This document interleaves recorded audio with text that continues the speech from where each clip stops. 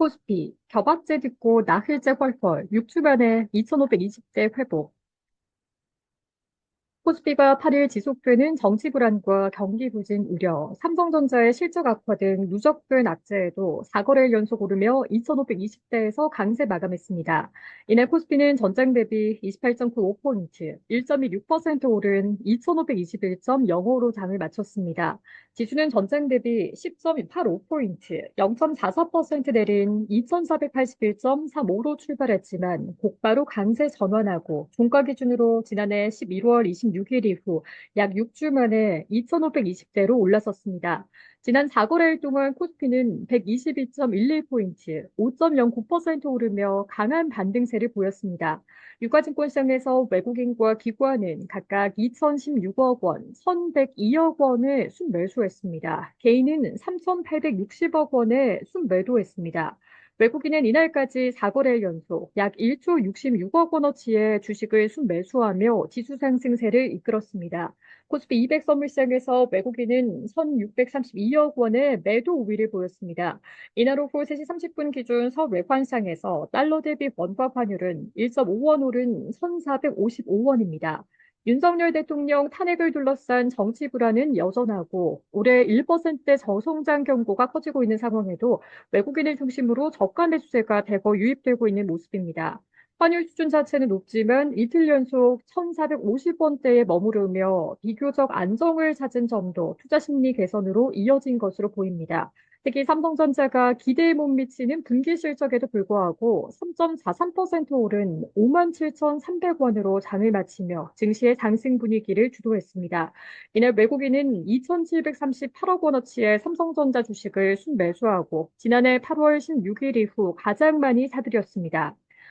이경민 대신증권연구원은 예상치에 못 미치는 잠정 실적을 발표했지만 실적 불안 선 반영과 실적 저점 인식 이후 매수세가 유입된 것으로 보인다라고 말했습니다.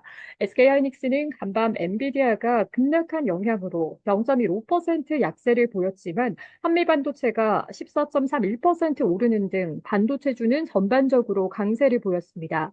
삼성바이오로직스가 2.54%, 셀트리온이 0.33%등 헬스케어주와 LG에너지솔루션이 2.19%, 삼성 SDI가 1.22%등 2차 전지주도 동반 상승했습니다. 정부가 신규 원전 건설을 기존 계획보다 축소할 것이라는 소식에 두산 에너빌리티가 마이너스 0.42%, 효성중공업이 마이너스 0.95% 등은 원전주는 내렸습니다. 업종별로 보면 기계와 장비가 3.33%, 전기전자가 2.13%, 제약이 1.9%, 보험이 1.27% 등이 강세를 보였고, 금속이 마이너스 1.56%, 건설이 마이너스 1.3%, 전기가스가 마이너스 0.4% 등은 약세를 나타냈습니다. 코스닥은 전장 대비 1.34포인트, 0.19% 오른 719.63으로 장을 마감하며 6거래 연속 상승세를 이어갔습니다. 지수는 전장보다 4.51포인트, 0.63% 내린 713.28로 약세 출발한 후 상승과 하락을 오가다 반등에 성공했습니다.